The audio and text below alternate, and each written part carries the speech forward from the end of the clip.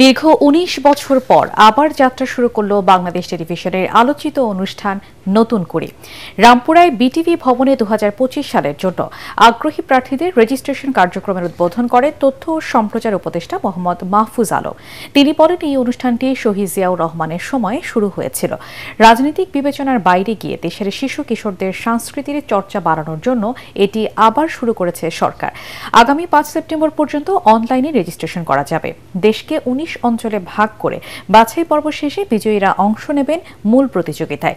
একক ও দলীয় অভিনয়, নাচ, গান, আবৃত্তি, চিত্রাঙ্কন, গল্প বলা এমন নানা বিষয়ে হবে প্রতিযোগিতা। ৬ থেকে ১০ বছর বয়সীরা ক শাখা আর ১১ থেকে ১৫ বছর বয়সীরা খ শাখায় অংশ নিতে পারবেন।